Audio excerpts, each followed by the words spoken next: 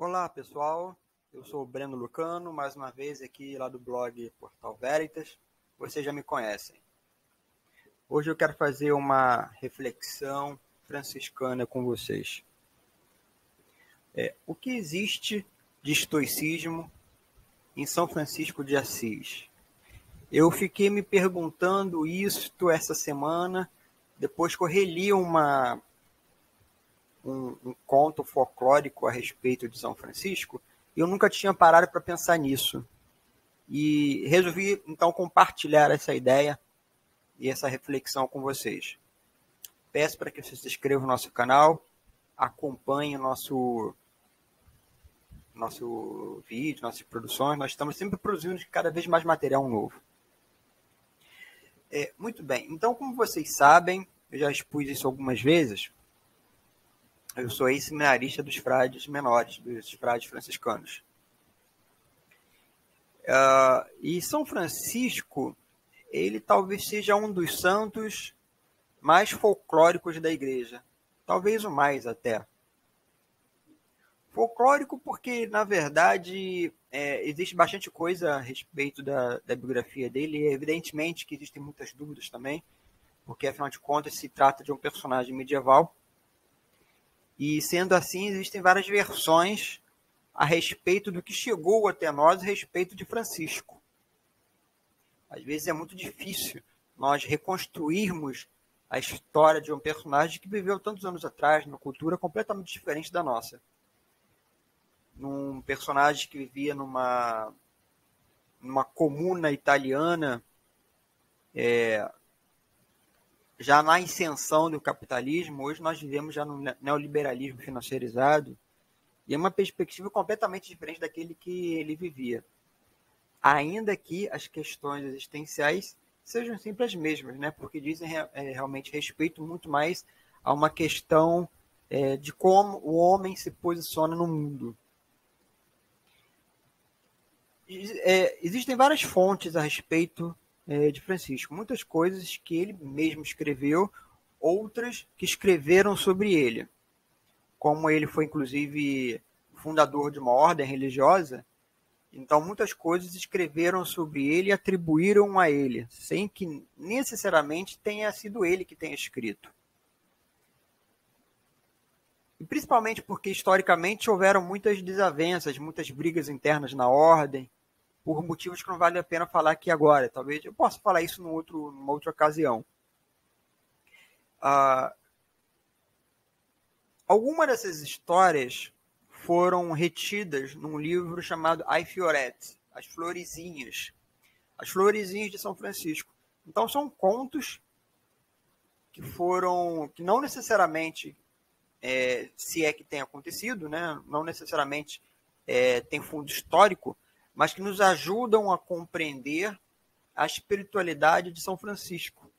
A visão dele com Deus, a visão dele com os irmãos, a visão dele com o mundo que o cercava. E existe um conto, muito conhecido por sinal, existe inclusive uma música, chamada que é A Perfeita Alegria. Eu vou ler esse conto com vocês, para que nós possamos fazer posteriormente a reflexão. A Perfeita Alegria, então, ele está nesse livro, no Ai Fiorette, lá no capítulo 8. Ele fala assim: vindo uma vez São Francisco de Perusa, que é uma cidade do lado de Assis, na Itália, indo para Santa Maria dos Anjos, que é uma igreja em ruínas que ele ajudou a construir. Ele vinha com Frei Leão, que foi o primeiro secretário, um amigo pessoal dele, primeiro secretário-geral da ordem.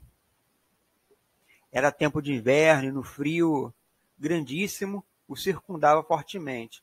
Chamou o Frei Leão, que ia indo na frente, e disse assim: Frei Leão, se acontecer pela graça de Deus que os frades menores, quer dizer, os frades da ordem dele, né, deem em todas as terras grande exemplo de santidade e de boa edificação, apesar disso, escreve a nota que isso não está ainda, isso ainda não é perfeita alegria. E andando mais adiante, São Francisco chamou uma segunda vez. Frei Leão, ainda que o frade menor ilumine os cegos, tendo os encolhidos, expulse os demônios, faça os surdos ouvirem, e coxos andarem, e os mudos falarem, e o que é coisa maior, ressuscite os mortos de 4 dias. Escreve que isso ainda não é a perfeita alegria. Então você veja que ele fala um monte de prodígios, milagres, né? E olha que nós estamos falando de Idade Média. Isso tem um grande peso em milagres, que é uma sociedade muito cheia de magia. O conto continua. E andando um pouco mais, Francisco gritou forte: ó, Frei Leão, se o frade menor soubesse todas as línguas, todas as ciências e todas as escrituras, de modo que soubesse profetizar e revelar não somente as coisas futuras, mas também os segredos da consciência e das pessoas, escreve que ainda não é a perfeita alegria. Muito interessante isso, né? Quer dizer, mesmo que ele falasse em profecias, né, que é um símbolo de Deus, do Espírito Santo, isso também não é perfeita alegria para Francisco. Andando um pouco mais adiante, São Francisco ainda chamava forte: ó, Frei Leão, ovelhinha de Deus. Ele chamava Leão de ovelhinha. Ainda que o frade menor fale com a língua dos anjos e saiba os caminhos das estrelas e as virtudes das ervas, e lhe fossem revelados todos os tesouros da terra, e conhecesse as virtudes dos pássaros e dos peixes e de todos os animais, e das pedras e das águas, escreve que ainda não é a perfeita alegria. Ele continua. E andando ainda mais um pedaço, Francisco chama e fala: ó, Frei Leão, ainda que o frade menor soubesse pregar tão bem que convertesse todos os infiéis para a fé de Cristo, escreve que ainda não é perfeita alegria. Nós estamos falando das cruzadas. Francisco participou não de uma cruzada, mas participou de uma expedição na Itália. E ele posteriormente teve contato com o sultão do Egito, Mekel Campbell, que era o sobrinho de Saladino, que aparece inclusive naquele filme Cruzada. Então ele teve contato com esse sultão. Mas ele fala que mesmo que você fosse converter os infiéis, quer dizer, os sarracenos, os muçulmanos, isso também não seria perfeita alegria. Estamos falando de Idade Média. E durante esse modo de falar, bem às 2 milhas, Frei Leão, com grande admiração, lhe pergunta: pai, os grandes nomes da espiritualidade na época eram chamados de pai. Pai Francisco, pai Bento, né, que São Bento, por aí vai. Eu te peço, da parte de Deus, que me digas o que é perfeita alegria, onde está a perfeita alegria. E Francisco então responde. Aí começa a mística franciscana. Quando nós estivermos em Santa Maria dos Anjos, quer dizer, naquela igrejinha que ele ajudou a restaurar, tão molhados pela chuva, enraigados pelo frio, e lameados pelo barro, aflitos de fome, e batemos na porta do lugar, e o porteiro vier irado e disser: quem sois vós?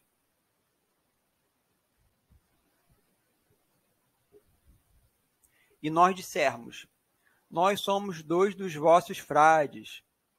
Então você veja, ele todo com frio, sujo, ele bate na porta da igreja, que servia de convento na época, segundo esses escritos. E o frade que está lá dentro não reconhece Francisco, né? Então pergunta: quem sois vós? Olha, ele é o fundador, né? Mas o conto continua.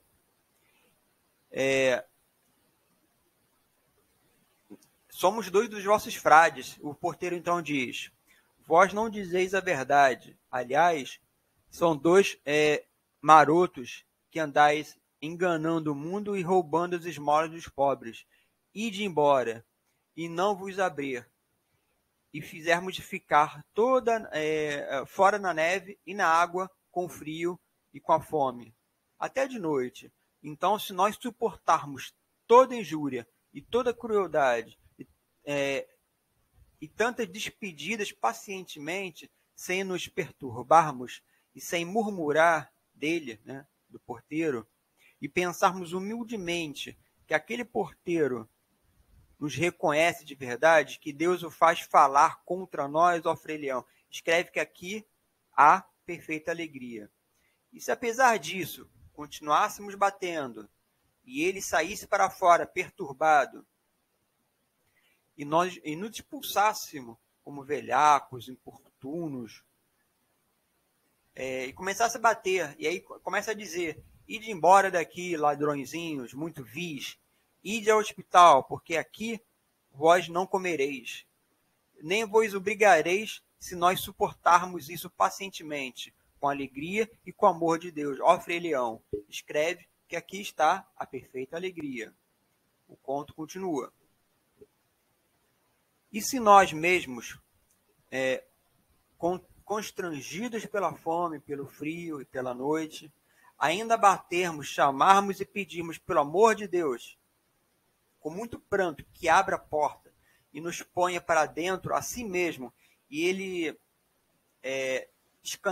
escandalizado, disser: estes são patifes imundos, e eu os pegarei bem como merecereis, e sair para fora com um bastão cheio de nós, nos arregaçar pelo capuz e jogar pela terra, e nos revirar na neve, e nos bater nó por nó com aquele bastão. Se nós suportarmos todas essas coisas pacientemente e com alegria, pensando nas penas de Cristo, bem digo que temos que aguentar por amor. Ó Frei Leão, escreve que aqui e nisso está a perfeita alegria. Isso é muito oportuno, porque o conto da perfeita alegria, ele fala então inicialmente em vários prodígios, como nós vimos. Falar em línguas, curar cegos, fazer mudos andar, expulsar demônios, isso não está a perfeita alegria. Embora, como nós estamos falando de Idade Média, isso deveria ser, mas não é para Francisco. Para Francisco, a perfeita alegria está em você bater a porta do convento, com fome, com frio, molhado, sujo, o porteiro não reconhecer você e te mandar embora. Aí você bate novamente, ele manda você embora e te ameaça. E quando você bate novamente, ele sai com bastão, te espanca no meio lá fora, né, na rua, e você fica lá, sujo, jogado no chão, com fome, com frio, todo estourado de pancada. Aí, isso tudo, se você conseguir ficar imperturbável, isso sim é perfeita alegria. Isso me pareceu, de algum modo, algo estoico. É claro que, na verdade, existem alguns estudos de exegética cristã que vão dizer que existem algumas influências do cristianismo com os cínicos. Não, com os estoicos também, mas também com os cínicos. Com os estoicos, porque nós podemos lembrar, por exemplo, aquela passagem de Santa Teresa d'Ávila, que chamava São João da Cruz de meu pequeno Sêneca. Agora, essa questão da imperturbabilidade eu achei muito interessante, porque isso tem algo de estoico realmente. O estoico, pelo menos a caricatura que nos chegou até a atualidade, é daquele cidadão que, apesar de todas as dificuldades, ele permanece imperturbável. Apesar de você passar frio, passar fome, isso não pode afetar aquilo que Pierre Hadot vai chamar de cidadela interior. Ou seja, o seu juízo, a sua mente tem que ser impugnável. Você cria uma espécie de fortaleza contra os infortúnios, contra os acidentes próprios da natureza, contra os acidentes próprios do mundo.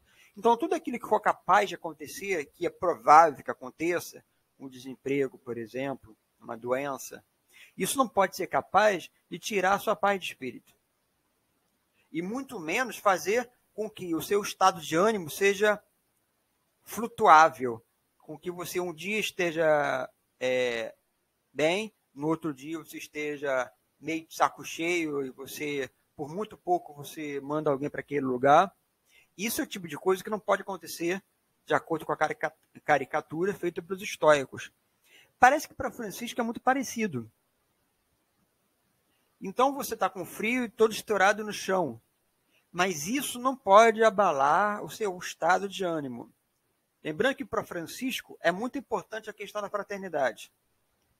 Para os estoicos também. Essa fraternidade que é um tema de um outro vídeo que a gente pode fazer num momento mais oportuno. Essa fraternidade, para Francisco, ele via todos os elementos da natureza como irmãos, porque eram criados por Deus. O sol é irmão, a lua é irmã, a chuva, as pedras, os animais. Isso fazia um grande contraste para a época, porque para a época, os elementos da natureza, os elementos do mundo, eram expressões do pecado. Ele corrompe, ele reformula, Francisco reformula essa mentalidade da época e faz com que os elementos naturais não sejam mais frutos do pecado porque são imanentes, mas como são co-criaturas de Deus, então são nossos irmãos. Os estoicos pensam mais ou menos por aí também. Nós somos... Todas as coisas são partícipes da criação, do logos espermáticos, da razão que brota, quer dizer, das coisas que brotam da razão criadora de Deus. Agora, é interessante pensar que, assim como existem os acidentes para os estoicos, e que você tem que permanecer, apesar dos acidentes, impugnável, a mente franciscana também, a espiritualidade franciscana também. É necessário que você se torne também impugnável. Ele deu o exemplo de você se ver sozinho, com fome, abandonado no meio da rua. E a partir desses acidentes, a experiência do abandono, você se torna também impugnável. Você não se revolta com aquilo. Você não fica pé da vida com o freio que não abre a porta do convento. Não te coloca para dentro, não te dá roupa nova, casaco, não te dá roupa seca. Não. Para Francisco, o interessante é que você permaneça lá fora, tenha a experiência do abandono, aí ele se distancia um pouco do estoicismo, ele tem a experiência do abandono, porque a experiência do abandono, para Francisco, em última análise, a experiência do próprio Cristo, que nasce numa manjedoura, morre na cruz e foi a vida inteira abandonado. Então, a experiência do abandono, para Francisco, é uma associação à experiência do próprio Cristo. O leproso surge na Idade Média, para Francisco, como a imagem do próprio Cristo que ressurge e que nos faz ter piedade, nos faz ver todos como irmãos. Aí ele se distancia da imagem do estoico. Mas ele permanece com a questão da imperturbabilidade na medida em que esses acidentes não são capazes ou não devem fazer com que o Frei, ou todos aqueles que sejam inspirados pela mentalidade de Francisco, sejam perturbados por isso. E olha que o que Francisco mais teve durante a vida dele foram infortúnios. Muitos, muitos. Especialmente depois que a ordem foi criada. Mas isso daí é motivo de criação de outro vídeo. E eu fiquei pensando nisso e me digam vocês o que vocês acham, se existem traços em comuns ou não. Me digam o que vocês acham e escrevam aqui embaixo nos comentários. Eu espero que vocês tenham gostado da reflexão. Espero que vocês tenham refletido junto comigo na espiritualidade de Francisco, na espiritualidade estoica. E a gente se encontra por aí, então. Até a próxima.